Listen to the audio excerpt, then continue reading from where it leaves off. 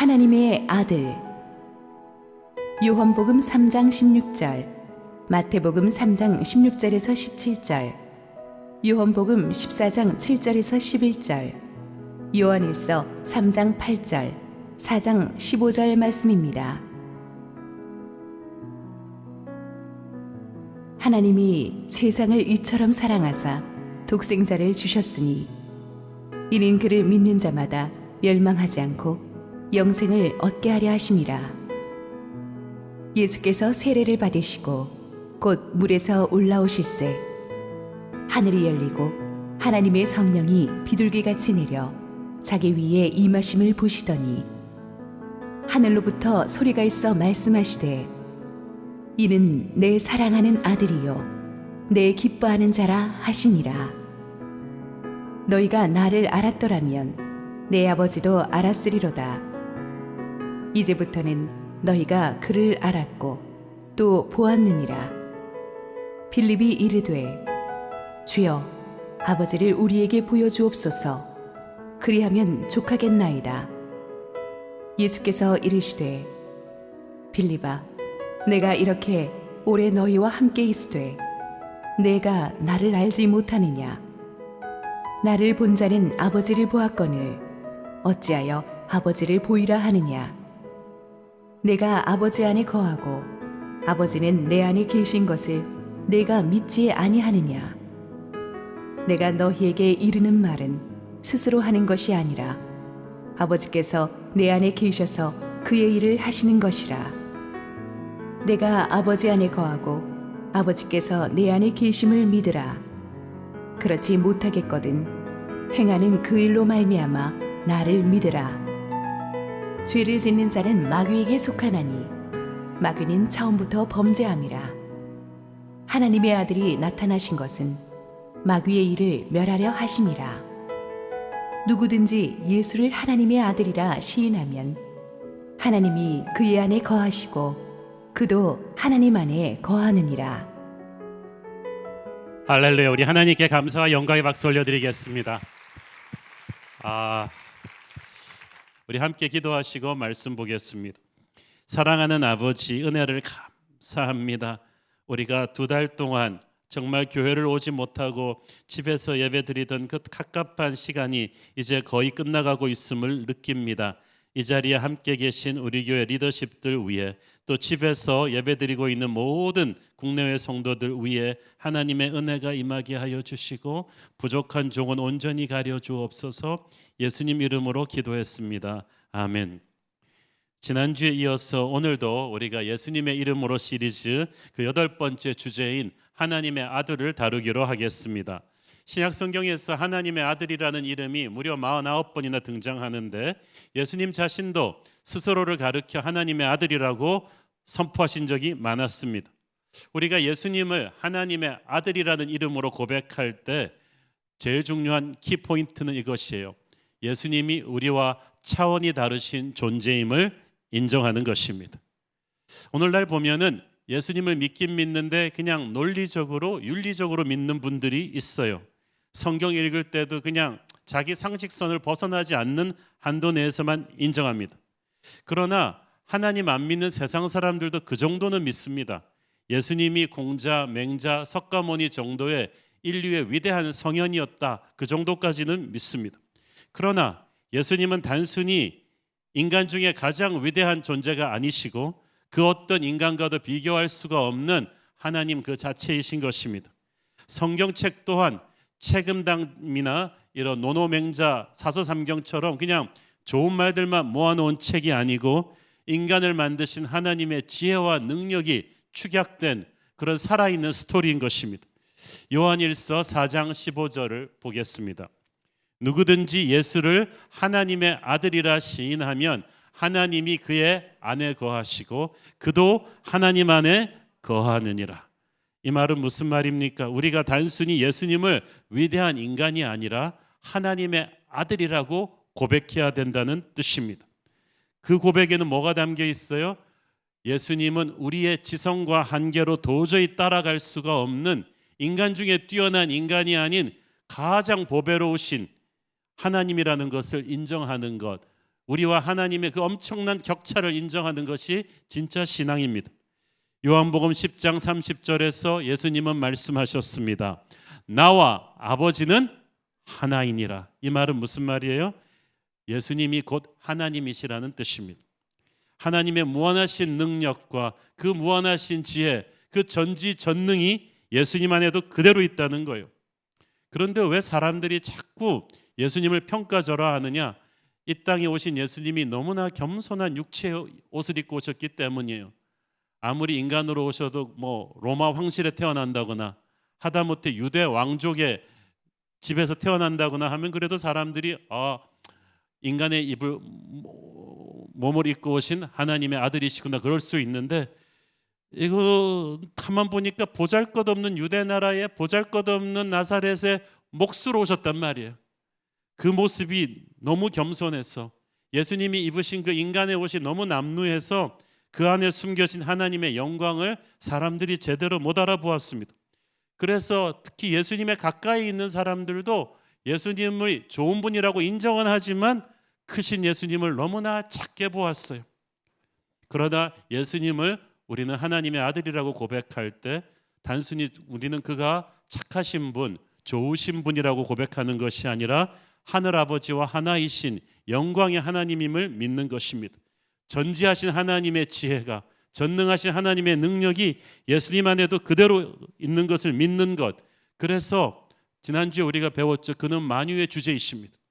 우주와 세상 모든 권세 위에 계시고 다스리시는 분이기 때문에 우리와 차원이 다른 분이다라는 것을 인정해 드려야만 합니다.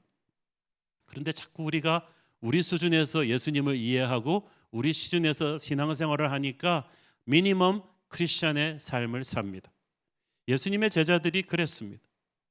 예수님이 굶주린 5천 명의 사람들을 보고 너희가 먹을 것을 주라고 하셨을 때는 본인이 하나님의 아들이시니까 저 5천 명을 다 먹이실 플랜이 힘이 다 있으신 건데 빌립이 툭 나서 가지고 37, 21 이렇게 탁 계산을 해보더니 200데나리온은 있어야 전부 입에 풀칠이나마 하겠습니다. 인간적인 해결 방법으로 주님을 도와드린 거예요. 그런데 주님은 우리의 도움이 필요한 게 아니라 우리의 순종이 필요한 거예요. 주님은 그렇게 200데나리온 가지고 간신히 500명 입에 풀칠이나 시켜줄 정도의 그런 NGO 리더가 아니십니다. 그분은 이미 수백만이 넘는 백성들에게 광야에서 만나로 배불리 먹이신 적이 있는 그런 분이십니다. 그분에게는 능력이 있어요. 그런데 자꾸 우리는 하나님하고 회의하려고 하고 하나님을 도우려고 해요. 하나님은 우리의 믿음과 순종을 원하시는데, 나사로가 죽은 지 사흘 만에 주님이 오시니까 나사로의 누이들이 뭐라고 했습니까? 예수께서 우리와 함께 계셨더라면 나사로가 안 죽었을 것을. 그러니까 나사로의 누이들은 예수님을 그냥 뛰어난 허중 같은 의사 정도로 생각한 거예요. 그러나 예수님은 단순한 좋은 의사가 아니십니다. 그는 죽은 자에게 생명을 불어넣으시는 우리와 차원이 다른 하나님의 아들이신 거예요. 문제를 접근하는 레벨이 다르다는 것을 알아야 돼요. 예수님을 모시고 배를 타고 갈릴리 바다를 건너던 제자들이 풍랑에 휩싸였습니다. 이 제자들은 업으로 잔뼈가 굵었기 때문에 애지간한 풍랑에는 눈 하나 갖다 가지 않습니다. 그런데 그런 제자들이 사색이 된 걸로 봐서 진짜 큰 풍랑이었나 봐요. 그러니까 주무시고 계신 예수님을 깨우지 않았겠어요? 그런데 예수님이 깨져갖고 뭐라고 합니까? 풍랑을 꾸짖는 게 아니라 제자들을 먼저 꾸짖으세요. 그리고 나서 풍랑을 잠잠케 하셨어요. 저는 처음에 이해가 가지 않았어요. 아니, 제자들이 오죽했으면 예수님을 깨웠겠어요?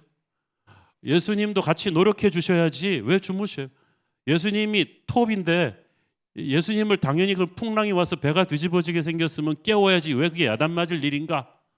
왜 그게 야단 맞을 일인가 하면 예수님은 제자들이 자신을 하나님의 아들로 아직 믿지 않고 있다는 걸 알았기 때문이에요. 그냥 단순히 뛰어난 스승으로만 보니까 사색이 돼가지고 예수님을 깨운 거예요. 예수님께서 하나님의 아들이라는 믿음으로 예수님이 일어나시면 모든 것이 해결될 거라는 믿음을 갖고 깨운 게 아니라 막 너 죽고 나 죽자 왜 우리를 이렇게 하냐 막 패닉해서 깨우는 거예요. 기도도요, 우리가 하나님의 아들이라는 믿음을 가지고 기도하는 거하고 그냥 딱 지나가지고 막 스트레스 푸는 기도하고는 달라요. 예수님은 우리가 하나님의 아들이라는 믿음을 가지고 오기를 원하십니다. 하나님의 아들 예수님은 그 엄청난 능력을 갖고 계셨지만 제자들이 그걸 풀로 믿어주지 않았어요. 예수님은 능력도 엄청나셨지만 하나님의 전지하신 지혜를 갖고 계셨습니다. 그래서 예수님이 그 당시 사람들에게 설교하시면 사람들이 모두 놀랐다고 했어요. 그 가르치시면. 영어 성경에 보니까 they were astonished. 충격을 받을 정도로 놀란 거예요. 그 당시 그 청중의 귀가 보통 높은 게 아니에요. 한다 하는 기가 막힌 선생님들과 랍비들의 설교를 다 들은 사람들인데 차원이 다른 설교를 듣고 충격을 받은 거예요. 이건 그냥 잘하는 설교가가 아니라 영혼을 압도하는 하늘의 음성을 들려주는 그분이었던 거예요. 누가복음에도 보면 예수님이 어렸을 때 학자들과 토론할 때도 그 지혜가 상상을 초월했다고 했습니다. 여러분, 세상에 똑똑한 엘리트는 많아요. 그렇지만 그 똑똑함이 예수님의 지혜와 비교할 수는 없습니다. 예수님은 너무나 심오한 진리를 너무나 쉽게 아이들도 알아들을 수 있을 정도로 말씀하셨어요. 사람들이 어렵게 말해야 전문가라고 생각하는데요. 어렵게 말해서 못 알아듣는다는 건 말하는 그 사람도 뭔지 모르겠다는 거예요. 예수님만이 모든 지식 위에 뛰어나신 분이기 때문에 엄청나게 놀라운 지혜를 쉽게 말씀하셨어요. 인간이 이때까지 축적한 모든 지식 문명을 다 합쳐서 작은 호수라고 한다면 예수님의 지혜는 그 작은 호수를 품는 거대한 바다와도 같습니다. 비교 자체가 불가능합니다. 성경을 다른 지상의 어떤 책과 비교할 수가 없어요. 다른 책들은 한두 번만 읽으면 지루하지만 성경은 수십 년을 읽어도 날마다 새로운 하늘의 은혜가 우리에게 오지 않습니까? 이것에는 하나님의 지혜가, 예수님의 지혜가 담겨 있어요. 그렇기 때문에 우리는 예수님께 기도함으로써 인간이 감당할 수가 없는 지혜를 받아낼 수가 있습니다. 야고보서 1장 5절 읽습니다. 너희 중에 누구든지 지혜가 부족하거든 모든 사람에게 후히 주시고 꾸짖지 아니하시는 하나님께 구하라. 그리하면 주시리라. 다니엘이 그것을 보여줬잖아요. 바벨론의 그 기라성 같은 세계의 인재들과 경쟁하면서 다니엘은 날마다 지혜의 근원이신 하나님께 기도함으로써 하늘의 지혜가 충만했어요. 그 지혜가 얼마나 엄청났냐 하면 시험 보니까 다니엘의 성적은 항상 10배가 뛰어나게 나와요. 이거는 뭐 1등, 2등 정도가 아니라 차원이 달랐다는 거예요. 예수님께서 그런 무한하신 능력과 지혜를 가지신 분, 우리와 차원이 다르신 분이라는 것을 믿는 것이 하나님의 아들을 믿는 믿음이에요. 우리가 차원이 다르다는 것을 말을 쉽게 하지만 그게 정확히 무슨 뜻인지 이해하는 사람은 적은 것 같습니다. 그러니까 차원이란 이런 거, 우리가 과학 시간에 배웠듯이 이 2차원의 세계는 길이와 넓이만 있는 평면의 세계죠. 근데 여기다가 높이가 더해진 3차원의 세계로 가면은 이건 입체의 세계가 됩니다. 차원이 다른 게임이 얼마나 엄청난가 하면 어떤 문제에 부딪혔을 때 2차원의 세계에 있는 사람한테 이 마이크가 딱 부딪히면 이 2차원의 세계 사람이 생각할 수 있는 해답은 돌아가든지 뒤로 후진하든지 둘 중에 하나죠. 그런데 3차원의 세계에 사는 사람은 이 위로 날아갈 생각을 합니다. 높이라는 그 2차원의 세계 사람들은 절대 노력해도 알 수 없는 그 차원에 있기 때문이에요. 그러니까 자동차가 아무리 빨리 달려도 비행기와 견줄 수가 없듯이 2차원의 세계에서 아무리 고민하고 노력해도 3차원의 세계에 있는 사람을 이해할 수가 없어요. 이거는 열심히 안 해서가 문제가 아니라 차원이 다른 거예요. 여러분, 열심히 하는 사람과 기도하는 사람의 차이는 달라요. 요즘 열심히 안 사는 사람이 어디 있습니까? 그러나 하나님은 우리보다 다른 차원에 계신 분이세요. 우리가 하나님의 아들을 고백할 때 우리와 다른 차원의 어떤 그분의 손을 잡는 거예요. 그러면 우리도 그 차원으로 올라가겠죠. 어떤 문제를 놓고 어떻게 이 일을 할 것인가, 그거는 우리가 고민할 일이 아닙니다. 그건 하나님이 고민하실 일이에요. 과연 이 뜻이, 이것이 하나님의 뜻인가 아닌가, 그게 중요할 뿐이죠. 하나님의 그 차원은 얼마나 다릅니까? 우리가 이미 지나간 일이니까 쉽게 얘기하지만 이 홍해를 건너는 그 순간을 생각해 보세요. 이스라엘 사람들에게 눈앞에 넘실거리는 그 바다를 어떻게 건너며 뒤에서 추격해오는 이집트의 전차대를 어떻게 해결합니까? 인생에 한 가지 문제만 걸려도 죽겠는데 두 가지 엄청난 문제가 밀어닥쳤을 때 그들이 아무리 회의하고 노력한다고 이게 답이 나오는 게 아니에요. 열심히 산다고 되는 게 아니에요. 하나님의 아들이 계셔야 돼요. 하나님의 아들이 개입하셨을 때 홍해가 갈라지면서 그들이 건넜고 그들이 구원받은 그 물이 돌이켜서 이집트 군대를 심판하는 그 물이 되어버렸어요. 우리는 하나님의 아들이라고 그분을 우리의 주로 고백할 때 우리가 상상도 못하는 차원에서 우리의 역사를 움직이실 그분에게 인생 조종관을 맡겨드리는 것입니다. 그리고 이제 감탄할 준비만 하는 거죠. 이것이 살아있는 믿음입니다. 우리가 하나님의 아들이심을 믿을 때 성경 속의 모든 기적이 믿지 못할 게 없어요. 그리고 그렇게 믿을 때 우리 또한 그 기적의 주인공이 될 줄로 믿습니다. 그러므로 하나님의 아들을 하나님의 아들로 고백하는 이 신앙에서 중요한 것은 차원이 다르신 그분에게 믿음의 순종을 드리는 것입니다. 우리의 상식과 경험과 전문성이 아무리 아니라고 외쳐도 하나님의 아들이 말씀하시니까 믿음의 순종을 하는 거예요. 그때 기적이 일어나죠. 제가 볼 때 성경에서 이걸 제일 잘한 사람이 베드로예요. 제가 볼 때 베드로가 그렇게 IQ가 좋은 사람 같지는 않아요. 그 바울 서신하고 베드로 전서를 보면은 좀 차이가 좀 나요. 그렇죠? 그런데 베드로를 왜 예수님이 그렇게 귀하게 쓰셨는가? 베드로는 그래도 거의 이해를 못해도 하나님의 아들을 하나님의 아들로 인정하는 믿음이 있었어요. 그리고 행동을 했어요. 누가복음 5장에서 베드로 처음 만날 때 예수님이 기억하십니까? 밤이 새도록 고기를 잡았어요. 베드로는 평생 뱃사람이에요. 물고기 잡는 거는 그냥 물결만 봐도 고기가 어디 있는지 아는 전문가가 밤새 노력을 했는데 안 됐다는 말이에요.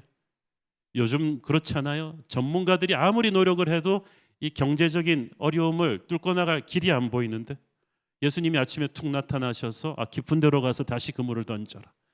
여러분이 전문가 베드로라면 얼마나 기가 찼겠어요. 전문가가 이 가오가 있지, 자존심이 있지 말이죠. 척 보기에도 목수 같은데 고기 잡는 고자도 모르는 사람 같은데 자기 밤새도록 노력했는데 밤새도록 전문성을 다했는데도 안 됐는데 한 수 가르쳐 주겠다고 하니까 얼마나 기분이 나쁘겠어요. 그런데 그날 베드로는 이상한 어떤 것을 느꼈어요. 그래서 이 사람이 단순히 목수가 아니라는 걸 알았어요. 그래서 자존심을 억누르고 한번 부딪혀는 봤어요. 군시렁. 내가 밤새 해봤는데 안 됐지만 말씀에 의지해서 그물을 내리겠습니다. 이것이 하나님의 아들을 하나님의 아들로 믿는 위대한 믿음의 선택입니다. 여러분도 그렇게 하셔야 돼요. 한번 군시렁은 해보고 주님 노력했는데 나 전문가지만 안 됐지만 하나님의 아들을 믿는 믿음으로 해보겠습니다. 그물이 찢어지는 고깃대를 보면서 베드로가 뭐라 그랬나요? 우와, 당신 정말 앞으로 당신이 갈릴리 수산업체 회장이야. 당신 고기 잡는 전문 컨설팅 이거 커미션 떼줘야 되는 거 아니야? 이렇게 하지 않았어요. 베드로는 부들부들 떨면서 엎드려서 고백했어요. 주여 나를 떠나소서. 나는 죄인으로소이다. 베드로는 지금 세계에서 제일 고기 잘 잡는 사람에게 경의를 표하는 게 아니에요. 상식적으로 그 바다에서 밤새 그물질을 했는데 없던 고깃대가 똑같은 바다에서 어떻게 이렇게 순식간에 많이 생깁니까? 전문가니까 베드로는 알아. 이건 인간이 하는 게 아니구나. 베드로는 뛰어난 인간이 아니라 위대하신 하나님 앞에 서 있다는 걸 직감했어요. 처음부터 베드로는 어렴풋이 그런 믿음이 있었으니까 자기의 전문성을 억누르고 그물을 던진 믿음이 있었던 거야. 베드로가요, 사고도 많이 쳤지만 이거 하나는 잘하는 것 같아요. 그 풍랑 위로 예수님이 걸어오실 때 베드로니까 자기도 걷겠다 그러지 도대체 누가 그런 생각을 합니까? 상식적으로 인간이 무리를 걸을 수가 없지만 하나님의 아들이시니까 베드로는 자기 인생의 조종관을 맡길 수 있었던 거예요. 그때 기적을 체험하게 되죠. 그런데 베드로보다 훨씬 IQ 높은 도마나 빌립은 이게 안 돼요. 얼마나 따지기를 좋아하는지 몰라요. 그래서 예수님이 빌립에게 항상 하시는 말씀은 그거예요. 네 차원을 벗어나서 믿음의 세계로 가야 한다. 요한복음 14장 11절 보세요. 내가 아버지 안에 거하고 아버지께서 내 안에 계심을 믿으라. 그렇지 못하겠거든 행하는 그 일로 말미암아 나를 믿으라. 이 빌립에게 한 말이잖아요. 성부 하나님과 성자 하나님은 하나이다. 그러므로 하나님의 능력이 내게 있다. 네가 그걸 믿어야 된다. 이해하려고 하지 마라. 믿어야 된다. 여러분, 이해하는 것과 믿음은 또 다른 거예요. 내가 다 이해하고 나서 믿으면 평생 못 믿습니다. 믿음은 행동이거든요. 여러분이 비행기가 중력을 이기고 날아오르는 항공 역학의 논리를 과학적으로 다 이해하고 비행기 탑니까? 그렇지 않잖아요. 우리가 못 믿는 것은 하나님이 부족해서가 아니라 우리 생각이 한계에 딱 갇혀 있기 때문이에요. 구구단도 못된 사람한테 아무리 미적분을 설명해봤자 설명해 주고 싶어도 안 돼요. 그냥 믿고 따라오게 해야죠. 현대과학이 이렇게 발달했지만 아직도 우리의 과학과 지성으로 이해하지 못하는 자연현상이 대부분이에요. 그런데 어떻게 우리가 이 위대하신 하나님의 능력을 다 알고 믿을 수 있습니까? 이제는 분석을 그만하고 고민을 그만하고 그분이 하나님의 아들이심을 믿고 내가 이해 못하는 차원이 다른 하나님의 해법이 있겠구나 라고 믿고 내 인생을 맡기는 거예요. 그게 믿음이에요. 주님이 순종하기를 원하실 때 우리는 너무 회의를 많이 해요. 주님이 기도하기를 원하실 때 우리는 걱정을 너무 많이 해요. 이것은 하나님의 아들을 하나님의 아들로 믿는 믿음이 아닌 거예요. 저는 여러분이 베드로와 같은 이해할 수 없지만 차원이 다르신 그분을 인정해 드리는 믿음이 있게 되기를 축원합니다. 자, 그런데 중요한 것은 이 엄청난 능력을 예수님이 함부로 쓰지 않으셨다는 사실이에요. 여러분, 그 매스컴에서 가끔씩 그런 뉴스 들으면 참 혀를 차죠. 다들 아버지 잘 만난 재벌 2세 3세들이 철부지들이 함부로 그 돈이라는 힘을 함부로 써서 사람들에게 갑질하고 온갖 그 우둔한 짓을 다 하다가 아버지 망신, 집안 망신 다 시키고 망하는 거. 역사에도 보면 위대한 제국을 이룬 황제들의 2세 아들들이 우둔해가지고 아버지가 이룬 거 다 무너뜨리는 게 많았어요. 힘을 잘 못 쓰는 거예요. 이 땅에서 잘 나가는 아버지를 둔 아들들도 그 힘을 절제하지 못하고 휘두르다가 망한 경우가 많은데 이건 그냥 이 땅에 한시된 힘도 아니고 절대 권력이 예수님한테 있어요. 절대 능력, 절대 지혜가 그분에게 있는데 그것을 예수님은 한 번도 함부로 휘두르지 않으셨어요. 이것이 예수님의 위대함입니다. 지난 몇 년간 그 미국의 마블사가 만든 어벤져스 영화 시리즈가 젊은 사람들 사이에서 히트를 쳤죠. 저도 젊은 사람이기 때문에 그 영화를 잘 알고 있어요. 모르시는 분은 한 번쯤 보세요. 근데 거기에 보면은 정말 만화 같은 슈퍼히어로들이 많이 나오죠. 뭐 천둥번개를 불러오기도 하고 하늘을 막 날아다니고 막 탱크를 집어 던지고 다른 차원으로 공간 이동도 하고 막 손에서 불이 나가고 미세먼지처럼 막 작아지기도 하는 슈퍼히어로들이 엄청 나와요. 그러면 그 정도 슈퍼히어로들이 동원돼야 할 만큼 나쁜 악당도 엄청나게 슈퍼 악당들이 나와가지고 막 싸우니까 지구가 막 다 부서져. 이 사람들 싸울 때 뉴욕은 수십 번 부서지더라고. 근데 제가 그걸 보면서 느낀 점은 그거예요. 야, 실제로 저기 나오는 슈퍼 파워를 다 가지신 분이 예수 그리스도이신데, 그런데 그 예수께서 우리 인간에게 그 파워 안 주신 게 정말 감사하고, 안 그러면 힘을 함부로 쓰는 망나니 슈퍼히어로들이 세상이 남아나질 않게 했을 거예요. 총기 규제만 안 해도 이렇게 막 범죄가 높은데, 근데 마귀가 예수님한테 자꾸 그런 식으로 힘을 쓰라고 유혹을 했습니다. 슈퍼히어로가 되라고 했어요. 광야에서 예수님을 시험할 때 마귀가 그랬잖아요. 야, 이 떡들, 이 돌들이 변해서 떡이 되게 하라. 식량 문제를 네가 해결하면, 세계 기근 문제를 해결하면 너는 세계 대통령이 될 거야. 또 예수님을 높은 데서 뛰어내리라고 했어요. 모든 사람들 앞에서 슈퍼맨처럼 뛰어내려서 네가 안전하게 착지하면 모든 사람이 너를 황제로 받들 거 아니겠냐? 그러나 예수님은 마귀의 유혹에 넘어가지 않으셨어요. 이미 예수님은 천군 천사가 그 영광과 권세를 알고 칭송하는 존재이십니다. 이미 하늘아버지께서 내 사랑하고 기뻐하는 아들이라고 인정을 하셨어요. 마귀들이 알고 두려워하는 하나님의 아들의 능력입니다. 예수님은 굳이 사람들 앞에서 그 힘을 휘둘러서 자기를 입증할 필요가 없어요. 세계 최고의 무술 고수가 굳이 동네 애들을 다 때려 부순 다음에야 자기 실력을 입증할 수 있겠습니까? 차원이 다른 존재는 그렇게 함부로 힘을 휘두르지 않아요. 자기를 입증할 필요가 없어요. 예수님께서는 심지어 자기의 목숨을 살리는데도 자신의 슈퍼 파워를 쓰지 않으셨어요. 마태복음 27장 39절 40절 보십시오. 못 박혀 계신 예수님을 향해서 사람들이 뭐라고 합니까? 지나가던 자들은 자기 머리를 흔들며 예수를 모욕하여 이르되 성전을 헐고 사흘에 짓는 자여 네가 만일 하나님의 아들이거든 자기를 구원하고 십자가에서 내려오라 하며. 이게 무슨 말이에요? 우리가 생각하는 하나님의 아들의 슈퍼파워를 보여봐라 그거잖아요. 그러나 예수님께서 그때 그 십자가에서 내려오셨다면 우리 모두는 우리의 죄값을 지고 죽어야만 했을 것입니다. 하나님의 아들 예수님께서 우리를 구원하시기 위해서 자기 자신을 구원하기를 포기하셨습니다. 절대 파워를 쓰지 않은 거예요. 너무나 무기력하게 죽으신 거예요. 놀랍죠? 어느 사람이 그럽니까? 주머니칼 하나만 주어줘도 막 휘두르고 싶어 하는데, 절대 능력이 있는데 그걸 쓰지 않는다? 자기 목숨을 잃는 순간까지도 그것은 하나님의 아들의 절대 절제력, 그분의 사랑이니까 가능한 일이에요. 세상에 조금 잘난 아버지도 아들들도 철없이 그 힘을 휘두르는데 예수님은 아니셨어요.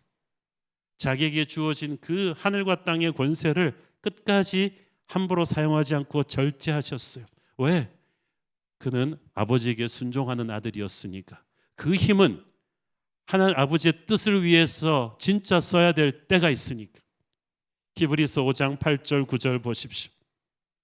그가 아들이시면서도 받으신 고난으로 순종함을 배워서 온전하게 되셨은즉 자기에게 순종하는 모든 자에게 영원한 구원의 근원이 되시고, 그가 아들이시면서도 고난으로 순종함을 배워서, 그 말은 무슨 말이에요?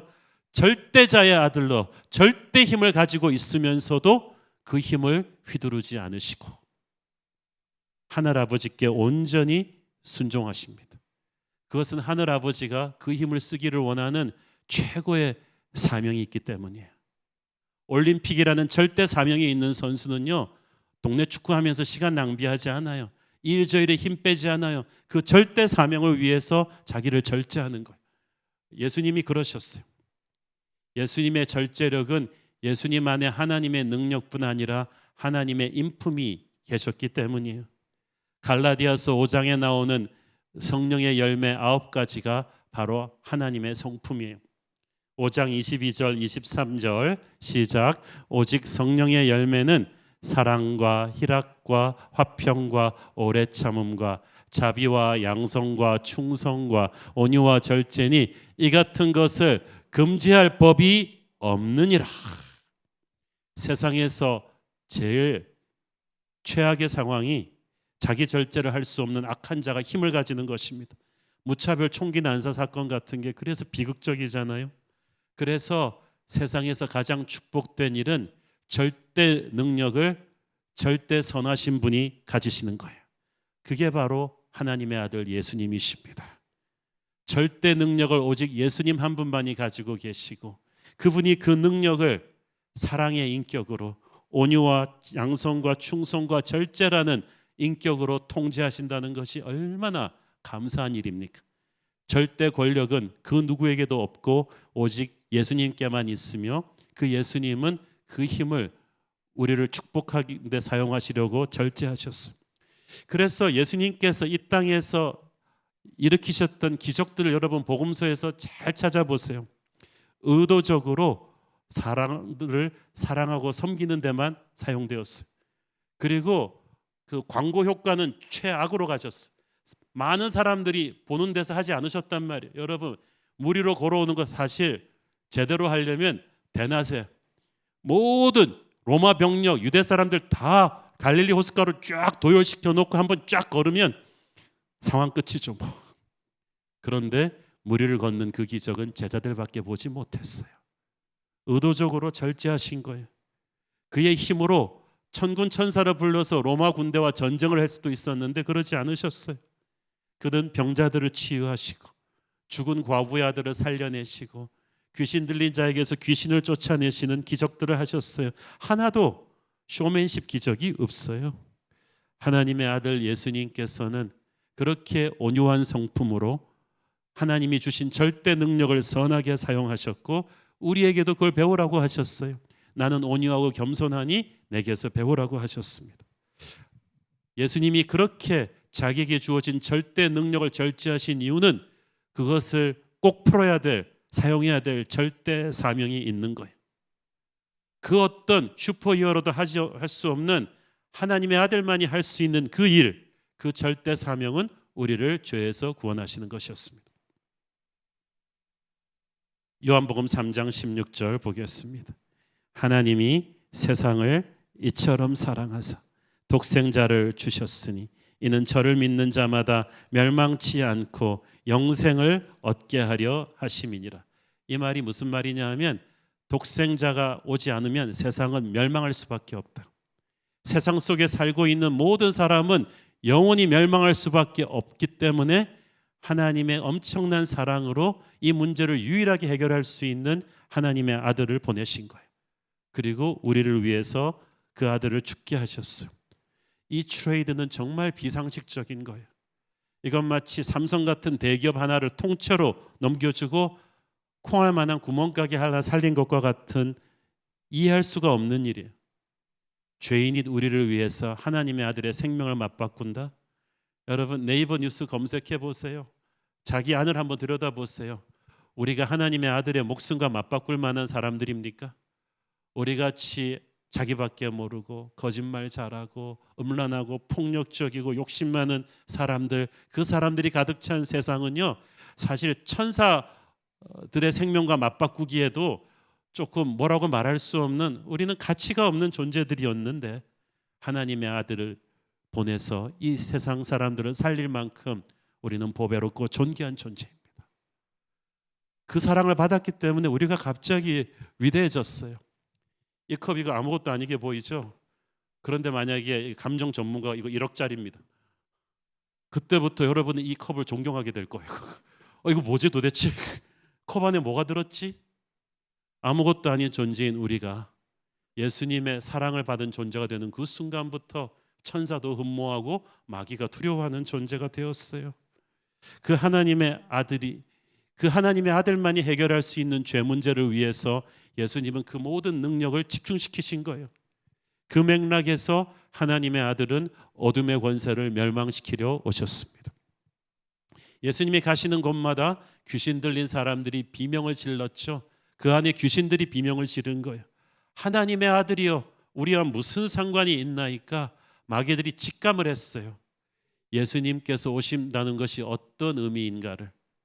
우리의 죄를 구원하신 예수님은 그 죄 뒤에 있는 어둠의 권세를 끝장을 내려고 오신 거예요. 요한일서 3장 8절 시작. 죄를 짓는 자는 마귀에게 속하나니 마귀는 처음부터 범죄함이라. 하나님의 아들이 나타나신 것은 마귀의 일을 멸하려 하심이나. 죄 이꼬르 뒤에 마귀. 그래서 이 마귀를 죽이지 않으면 이 문제는 해결이 되질 않아요. 근데 예수님만이 그것도 하실 수가 있어요. 예수님만이 가지고 있는 그 능력이 집중될 때 이 죄 문제를 영원히 해결할 수가 있는, 마귀에게 치명타를 가할 수 있는 힘이 있는 거예요. 이 세상을 장악하고 있는 세상 권세 잡은 자 마귀는 가짜 임금입니다. 하나님께 반역해서 쫓겨난 악마예요. 그러나 하나님의 아들이신 예수님께서 진짜 임금으로서 이 땅에 육체를 입고 오셨어요. 왜냐하면 이 가짜 임금이 너무나 세상을 유린해 버렸어요. 하나님의 자녀들을 너무나 비참하게 만들었어요. 그래서 예수님께서 오셔서 마귀에게 이제 너에게 더 이상 이 세상을 맡기지 못하겠다. 내가 잃어버린 나의 백성들을 찾겠다 하면서 전쟁을 선포하시는 거예요. 그리고 죄의 노예로 되어 살아갔던 우리에게 자유를 주고자 하셨습니다. 주께서 광야에서 마귀를 물리치셨을 때 우리의 평강을 위해 싸우셨습니다. 십자가에서 돌아가실 때 우리의 구원을 위해 싸우셨습니다. 우리에게 성령을 보내셨을 때 우리의 인생을 위해서 싸우셨어요. 이 성경의 스토리는 우리가 하나님의 힘으로 싸우는 게 아니고 하나님이 우리를 대신해서 싸워주시는 것입니다. 그러므로 하나님의 아들을 믿는 믿음이란 우리를 위해 싸워주실 영원한 흑기사 예수 그리스도의 뒤에 들어가는 거예요. 그분에게 내 인생의 조종관을 내어드립니다. 그때부터 우리는 죄에서 자유함을 얻게 될 것입니다. 하나님의 아들께서 우리를 죄에서 자유케 하시면서 우리와 하나님 사이를 연결시켜 주십니다. 요한복음 14장 6절 시작. 예수께서 이르시되 내가 곧 길이요 진리요 생명이니 나로 말미암지 않고는 아버지께로 올 자가 없느니라. I am the way, the truth and the life. 정관사 더자가 그 길, 진리, 생명 앞에 붙어서 내가 유일한 길이고 내가 유일한 진리고 내가 유일한 생명이다. 다른 길은 없다. 플랜 B는 없는 거야. 예수님만이 하나님께로 가는 유일한 길입니다. 하나님과 나 사이의 다리가 우리의 죄로 말미암아 끊어져 있었는데 예수님이 그 다리를 복구시켰어요. 그래서 예수님께를 통해서만 우리는 하나님께로 갈 수가 있고 그 길은 또한 하나님이 우리에게 오시는 유일한 길이기도 합니다. 모든 하나님과의 대화가 다 예수의 이름으로 이루어지는 줄을 믿습니까? 우리의 죄를 봐서는 하나님이 절대 만나주지 않지만 우리가 예수님의 보혈에 덮었기 때문에 모든 축복과 능력과 회복과 은혜가 예수를 통해서 우리에게 오는 줄로 믿습니다. 나로 말미암지 않고는 아버지께로 올 자가 없느니라. 이것은 우리에게 얼마나 큰 감동을 줍니까? 19세기 중반에 남북 전쟁이 끝난 지 얼마 안 돼 가지고 그 미국 워싱턴의 백악관 대통령 집무실 밖에는 항상 대통령을 만나러 온 사람들로 인산인해를 이루었습니다. 요즘 같으면 뭐 백악관 경호실에서 미리 컴퓨터나 전화로 대통령 만나기 전에 사전 예약도 하고 신상 조회까지 해서 이렇게 체계적으로 만나게 하겠지만 뭐 그 당시 그런 거 없잖아요. 그래서 일단 입구에서 총기 소지 검사한 다음에 일단 들여가지고 넓은 홀에서 기다리게 하면 이름 적어놓고 하염없이 기다리는 거 하루 종일.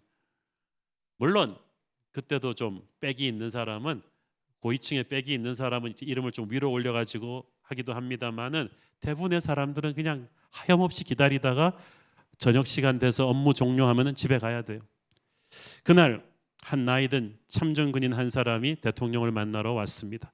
정복을 차려입고 왔어요. 그 참전 군인으로서 살아가기가 너무 힘들어가지고 좀 직장을 구하고 싶은데 너무 힘들어서 참전 군인들도 직장을 줄 수 있도록 대통령에게 좀 무슨 추천사를 받고 싶었던 것 같아요. 그랬는데 뭐 사람들이 너무 많으니까 뭐 하루 종일 기다리다가 가고 그 다음 날도 가고 그러는데 뭐 만날 수 있을 것 같지가 않아요. 근데 그날 따라서 장난꾸러기 남자애 하나가 그냥 쫄쫄쫄쫄거리면서 그냥 돌아다니는 거예요. 그 짜증난 사람들 안에서 걔 혼자 해피. 그래가지고 다들 그냥 걔를 다 못 본 척하는데 이 참전 군인만 자기가 집에 두고 온 막내 애랑 나이도 비슷해 보이고 해서 그 아이 불러갖고 이름도 물어보고 옛날 얘기도 해주고 그러면서 이왕 기다리는 김에 아이랑 재미나게 놀았어요. 그런데 그날도 저녁 시간이 돼서 비서관이 나오더니 오늘 대통령 각하는 아무도 더 이상 만나실 수 없습니다. 다들 집에 돌아가시기 바랍니다. 그러니까 사람들이 또 기가 팍 죽어서 군시렁군시렁 하면서 홀을 빠져나가는데 그 군인도 어깨가 축 처져가지고 아이한테 작별 인사를 구하려고 나가는 순간 그 애가 그 군인의 손을 탁 잡더니 아저씨 저 따라오세요. 대통령 각하 만나게 해드릴게요. 그 순간에 군인은 기가 차가지고 야 네가 어떻게 하는데 이미 난 당당하게 아저씨 손을 잡고 그냥 확 집무실로 가는 거예요. 군인 생각에는 그 집무실 앞에 눈을 부릅뜨고 버티고 있는 그 무서운 경비병들과 비서관들이 그 아이를 막을 거라고 생각했는데 놀라워라. 아이가 전진하니까 홍해 갈라지듯이 그 경비병들과 비서관들이 씩 웃으면서 다 문을 확 열어주는 거예요. 집무실 문이 열리면서 검은 수염의 아브라함 링컨 대통령이 나오는데 아이가 확 뛰어가면서 하는 말, 아빠, 이 아저씨 좀 만나주세요. 이 아저씨랑 같이 저녁 먹어요. 그 나로 말미암고는 아버지께로 올 자가 없느니라가 바로 그런 말이에요. 모든 인간적인 빽과 복잡한 절차 다 생략하고 왕의 왕이신 하나님 앞에 다이렉트로 우리를 데려가시는 분이 바로 아들이신 예수 그리스도예요. 왜 여러분의 모든 기도를 예수님의 이름으로 끝내는지 이제 아시겠어요? 그 이름 하나로 모든 복잡한 절차를 다 패스하고 하늘의 임재 앞으로 데려갈 뿐 아니라 그냥 하나님을 만나게만 해주는 게 아니라 너무나 기쁘게 하나님이 마음을 열어주세요. 아들이 손잡고 들어오는 그 군인의 부탁을 링컨 대통령이 들어줬을까요? 안 들어줬을까요? 그 부탁이 합리적이어서가 아니라 아들의 손을 잡고 왔기 때문이에요. 우리가 하나님의 아들 예수를 믿는 믿음으로 아버지 앞에 나가면 그 십자가 보혈의 그 기쁨을 하나님이 느끼시면서 우리에게 은혜를 주시는 줄 믿습니다. 요한복음 14장 13절, 너희가 내 이름으로 무엇을 구하든지 내가 행하리니 이는 아버지로 하여금 아들로 말미암아 영광을 받으시게 하려 함이라. 그 무슨 말이에요? 너희들이 잘나서가 아니라 하나님의 아들을 보고 하나님이 기적의 문을 열어줄 거라는 뜻입니다. 사랑하는 여러분, 하나님의 아들 예수의 이름은 기적의 이름이요 능력의 이름입니다. 우리가 그 옛날 갈릴리 호숫가의 베드로처럼 우리 자존심 다 버리고 우리의 전문성, 우리의 노력, 우리의 경험이 막 아니라고 해도 우리와 차원이 다른 그분의 이름을 믿고 순종하면 우리는 하늘 문이 열리는 것을 볼 것입니다. 하나님의 아들 그리스도의 이름, 그 이름은 우리 모두가 붙잡을 수 있는 보배로운 이름입니다. 오늘 그 이름을 붙잡고 승리하는 저와 여러분 되기를 축원합니다. 기도하시겠습니다. 주님 은혜를 감사합니다. 하늘과 땅의 모든 권세를 가지신 하나님의 아들 예수 그리스도, 나와 차원이 다르신 그분을 있는 그대로 인정하게 하여 주옵소서. 우리의 믿음이 너무나 이성적이고 너무나 인간적인 차원에 갇혀 있었던 것을 회개합니다. 오늘 우리가 차원이 다르신 주님을 인정하는 4차원적인 믿음으로 승리하게 하옵소서. 예수님 이름으로 기도했습니다. 아멘.